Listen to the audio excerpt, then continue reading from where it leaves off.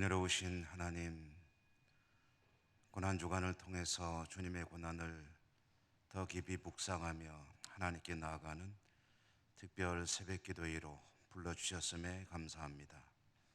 오늘도 하나님을 예배하며 주님의 은혜를 다시 새기기를 원합니다. 말씀으로 만나주시고 이 자리에 임재하셔서 영광 중의 예배를 받아 주시옵소서. 예수님 이름으로 기도드립니다. 아멘. 154장 찬송가입니다.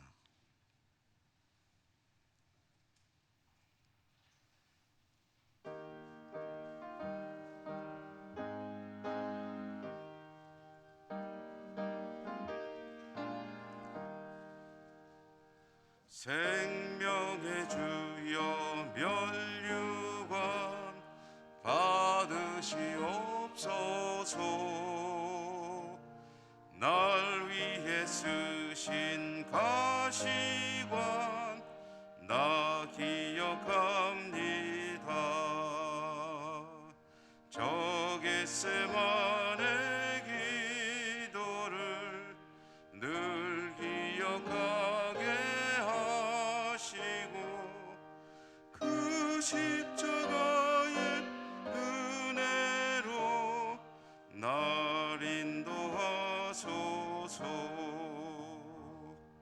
누셨던 무덤 내게도 보이시옵소서. 잠드신 동안 천사가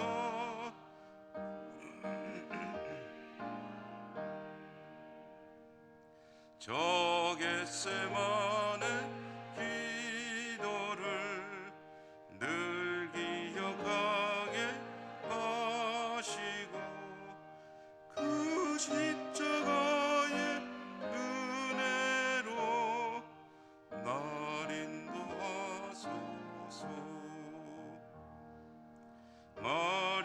마리아처럼 새벽에 주께로 갑니다. 빈 무덤 내게 보이사 날 가르치소서. 저 겟세마네 기도를 늘 기억하게 하시고 그 십자가의 은혜로 날 인도하소. 고난의 잔을 날 위해 다 마셨나이다. 나 항상 나의 십자가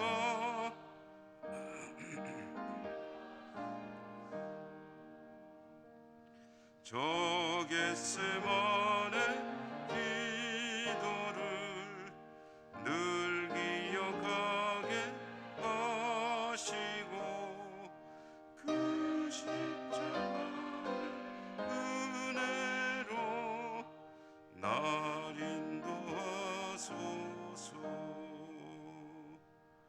아멘.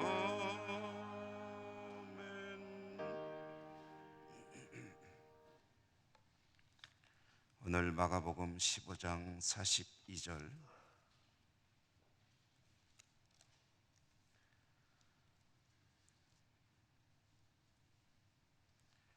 마가복음 15장 42절에서 47절까지 한 절씩 교독하겠습니다. 이 날은 준비일 곧 안식일 전날이므로 저물었을 때에 아리마대 사람 요셉이 와서 당돌이 빌라도에게 들어가 예수의 시체를 달라. 이 사람은 존경받는 공의원이요 하나님의 나라를 기다리는 자라.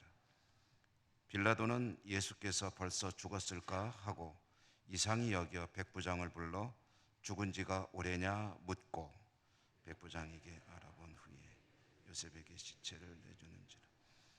요셉이 세마포를 사서 예수를 데려다가 그것으로 싸서 바위 속에 판 무덤에 넣어두고 돌을 굴려 무덤 문에 놓음에 막달라 마리아와 요새 어머니 마리아가 예수 둔 곳을 보더라. 아멘. 오늘도 주님의 은혜가 함께 하시기를 기원합니다. 오늘 주시는 말씀은 예수님께서 이제 십자가에서 별세하신 후에 이어지는 이야기고 짤막하게 기록이 되어 있죠.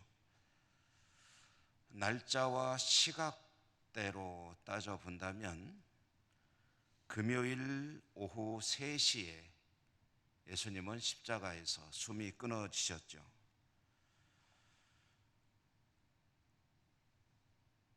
금요일 오후 3시부터 그러므로 최대로 볼 때에 숨이 끊어지신 이후에 해가 질 때까지의 이야기를 오늘 우리가 받은 이 말씀이 전해주고 있습니다.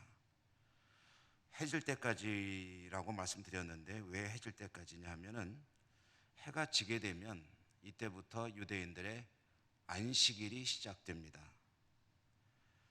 그러니까 안식일은 요일로 따지면 금요일 해진 시각부터 토요일 해가 질 때까지가 안식일입니다.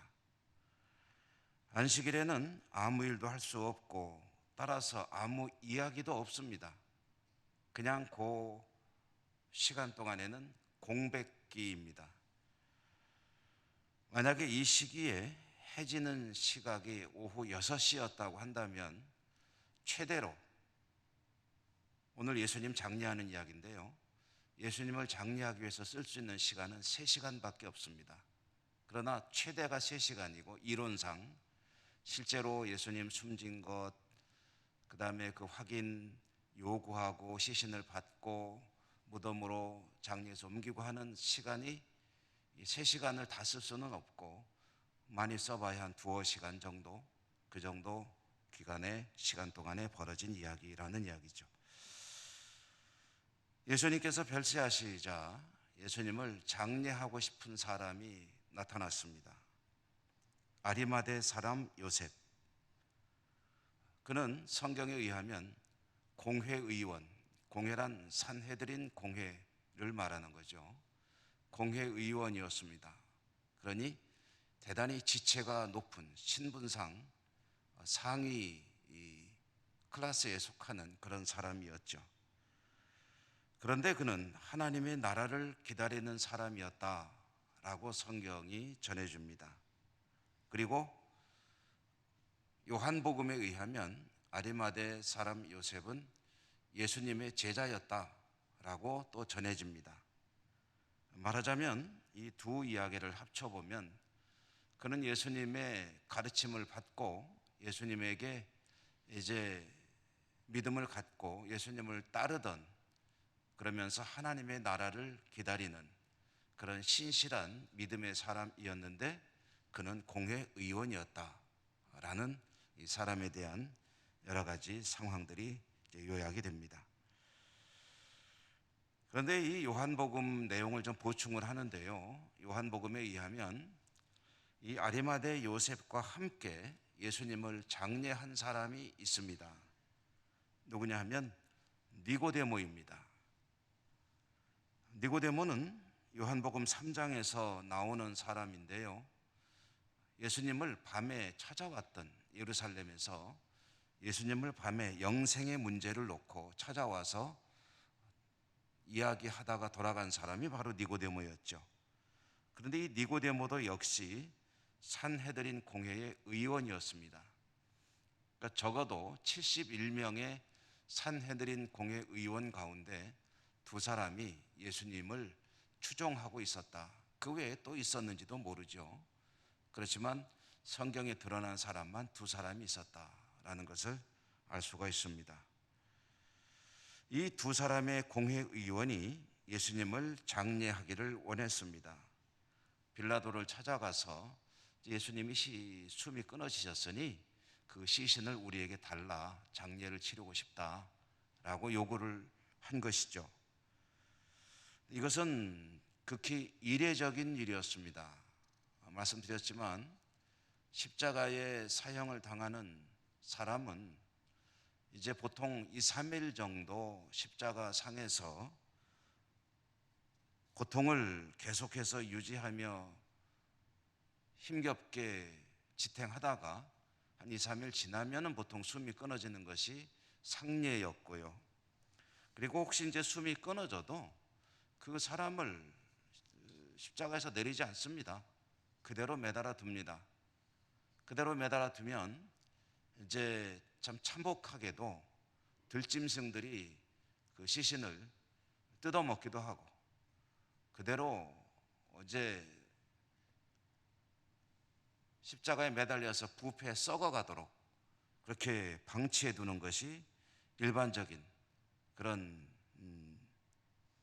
십자가형의 형태거든요. 그렇게 참혹한 모습으로 매달려 있는 그런 시신의 모습을 대중들에게 보여주는 것이 로마 정부의 의도입니다. 끔찍한 모습을 보고 로마에 저항할 꿈도 꾸지 마라 라는 이야기를, 메시지를 전하는 거죠. 따라서 예수님의 시신을 내달라라고 요구하는 것은 빌라도 총독 입장에서는 대단히 언짢은 일입니다. 달갑지 않죠. 그렇지만 빌라도는 요구하는 이들이 공회의원이어서 그랬는지 그 요구를 무시하지 않고 숨이 끊어진 것을 확인하고 예수님의 시신을 내어주게 허락을 했습니다. 그래서 장례를 할 수 있게 되었습니다. 아리마대 요셉과 니고데모는 예수님의 시신을 세마포로 쌌습니다. 그리고 그 인근에 있는 바위 굴 무덤, 유대인들의 무덤은 땅을 파고 묻는 것이 아니라 굴에다가 시신을 일단 안치해 놓고 1년이 지난 뒤에 와서 이제 뼈만 남은 그 시신의 뼈들을 수습해서 따로 유골함에 담아서 이제 두는 그런 형태로 장례를 진행을 합니다. 그러므로 예수님도 이제 세마포로 싸서 인근에 있는 사용하지 않은 바위굴 무덤에 시신을 안치해 두게 되었는데요.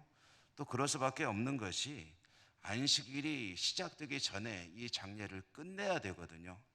그러니까 서둘러서 그 인근에 있는 바위에 임시로 안치한 것이다라고 보시면 되겠습니다. 다음 날은 안식일이니까 아무것도 할 수 없죠. 그러나 안식일이 지난 또 그 다음 날 새벽이 되면 임시로 주님의 시신을 안치해 두었기 때문에 그 무덤을 찾아가려고 준비하는 사람들이 있었습니다. 누구냐 하면은 오늘 우리가 읽은 본문 마지막 절에 보면 막달라 마리아와 요새의 어머니 마리아가 예수 둔 곳을 보더라 라고 전해주고 있죠. 이것은 이제 안식일이 지나면 그러면 예수님을 찾아와서 장례를 좀 허술하게 얼떨결에 임시로 했기 때문에 자신들이 할 수 있는 것을 좀 더 하고 싶어서 찾아오려고 했던 것입니다. 그들은 향품을 준비해서 이제 안식일이 지난 그 다음 날 일찍 최대한 빨리 무덤으로 올 것입니다. 그리고 그렇게 무덤에 와서 최초로 부활하신 주님이 무덤에 안 계신 것을 목격하는 증인들이 되겠죠. 오늘 말씀 중에 아리마대 요셉 그리고 요한복음에 등장하는 니고데모 이야기를 잠깐 드리고 기도하도록 하겠습니다. 아리마대 요셉에 대해서는 오늘 이 본문에 등장하지만 니고데모에 대해서는 요한복음에 보면 세 차례 등장하는 것을 알 수가 있습니다. 시차를 두고 3번 등장합니다. 요한복음 3장에서 처음으로 그는 영생의 문제를 놓고 하나님의 나라를 놓고 예수님에게 가르침을 받고자 예루살렘에 올라와 계시던 예수님을 밤에 찾아와서 예수님에게 영생에 대해서 문의를 합니다. 그때 예수님께서 아주 유명하신 요한복음 3장 16절의 말씀을 들려주셨죠. 예수님께 그는 그 말씀을 들으면서 그러면서 말씀을 간직하고 돌아갔을 것입니다. 두 번째로 등장하는 것은 요한복음 7장입니다.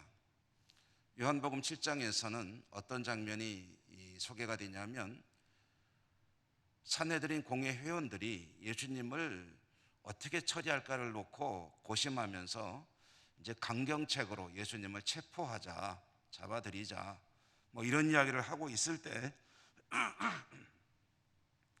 이 니고데모가 예수님을 옹호하는 발언을 하는 장면이 나옵니다. 그러니까 산헤드린 공회 내에서 예수님에 대해서 함부로 대하면 안 된다라는 소수 의견을 제시하던 사람이라는 거죠. 그리고 이제 세 번째로 등장하는 것이 예수님이 죽으신 후에 그를 장례하는 이야기에서 니고데모가 나오게 되는데요. 이것은 니고데모라고 하는 한 사람의 변화 과정을 보여주는 그런 내용들이 아닐 수가 없죠. 니고데모는 처음에 예수님을 찾아와서 하나님의 나라에 대해서 이야기를 듣고 그리고 예수님을 점차 따르는 무리가 되었다가 나중에는 예수님을 장례하는 그런 사람이 되었다라는 건데요.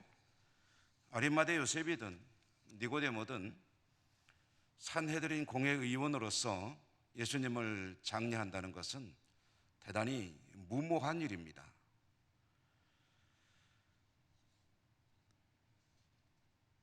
여러 차례 말씀드렸지만 산헤드린 공회는 예수님을 죽이려는 입장이죠. 적대적인 자들입니다. 그 공회의 일원으로서 예수님을 장례한다는 것은 자신이 예수님에 대해서 어떤 자세를 가지고 있는가를 사람들에게 다 드러내는 거예요. 이것은 대단히 정치적으로 그의 신분을 고려하면 무모한 행동이라는 거죠. 어쩌면 그들이 가지고 있는 모든 것을 잃을 수도 있는 그런 모험을 한 것입니다. 가진 것이 많은 사람들은 잃을 것이 많죠. 가진 것이 없고 잃을 것이 없으면 이런 무모한 일을 했다고 해도 고개가 끄덕여질 수 있을 것입니다. 그러나 그들은 정말 가진 것이 많은 사람들이었지만 그러나 예수님을 장례하는 일을 주저하지 않았습니다. 그 이유가 무엇일까? 오늘 말씀에 마가복음에는 요셉이 하나님의 나라를 기다리는 사람이었다. 요한복음에는 니고데모가 그런 사람이었다라고 전해주고 있죠. 그러니까 성경이 전해주는 바에 의하면 요셉이든 니고데모든 하나님의 나라를 바라보는 사람들이었고 하나님의 나라를 바라보는 사람들은 무엇이 소중한지를 잘 아는 사람들이다 라는 것을 성경이 말해주고 있는 것이죠. 현재 그들이 누리고 있는 것은 참 귀한 것들입니다. 소중하죠. 그들의 삶을 지탱해주는 삶의 자원들입니다. 그렇지만 그것이 하나님의 나라보다 귀할 수는 없다는 것입니다.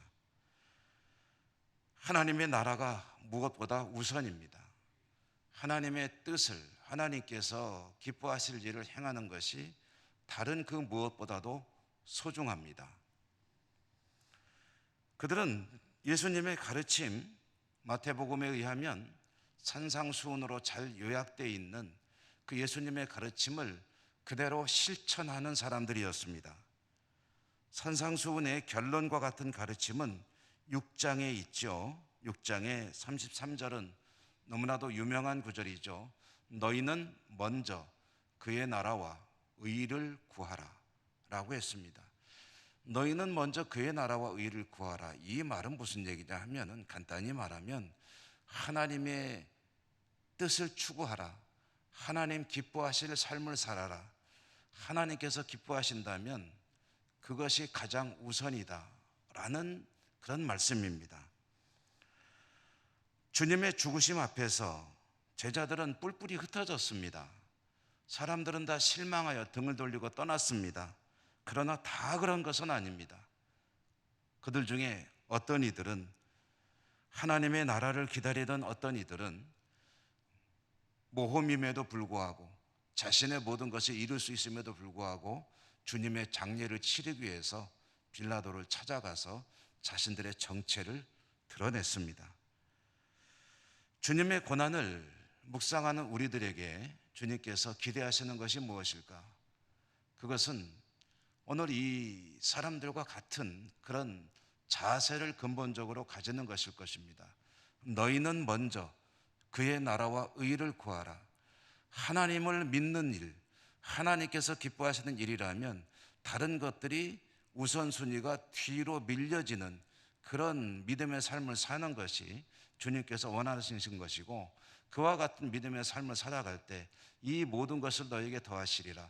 이 모든 것에 가장 우선이 되는 게 무엇이겠습니까? 하나님의 나라죠.